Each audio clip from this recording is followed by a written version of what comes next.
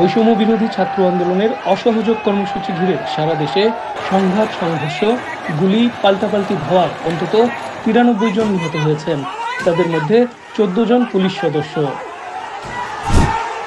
দিনভর সংঘর্ষে সিরাজগঞ্জে ১৩ পুলিশ সহ মোট ২২ জন, ঢাকায় ৮ জন, ফেনীতে ৮ জন, লক্ষ্মীপুরে ৮ জন, নরসিংদীতে ৬ জন, বগুড়ায় ৫ জন, সিলেটে ৫ জন, রংপুরে ৪ জন, কিশোরগঞ্জে ৪ জন, মাগুরায় ৪ জন, মুন্সিগঞ্জে ৩ জন, ভোলায় ৩ জন, পাবনায় ৩ জন, কুমিল্লায় পুলিশ সদস্য সহ ৩ জন, শেরপুরে ২ জন, জয়পুরহাটে ১ জন, হবিগঞ্জে ১ জন, ঢাকার কেরানীগঞ্জে ১ জন, সাভারে ১ জন ও বরিশালে ১ জনের মৃত্যুর খবর পাওয়া গেছে।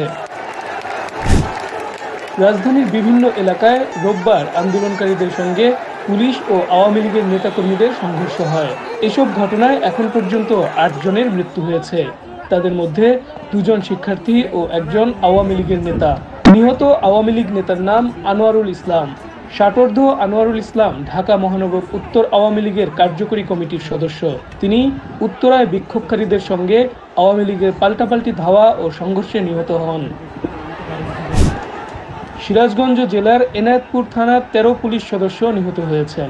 ঘটনা সম্পর্কে সিরাজগঞ্জ জেলা পুলিশের অতিরিক্ত পুলিশ সুপার মোহাম্মদ হান্নান মিয়া জানান, প্রথমে হাজার খানেক মানুষ দল বেঁধে থানার দিকে আসে।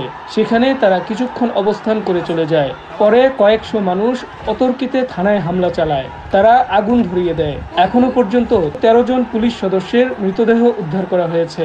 তাদের মধ্যে এনায়েতপুর থানার ওসি আব্দুর রাজ্জাক রয়েছেন। নরসিংদীতে গুলির পর প্রতিরোধে আওয়ামী লীগের ৬ নেতাকর্মী নিহত হয়েছেন।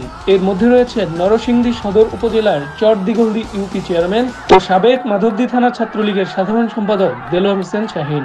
জানা যায়, বেলা ১১টার দিকে মাধবদীর বাস স্টেশন এলাকায় আন্দোলনকারীরা জড়ো হয়।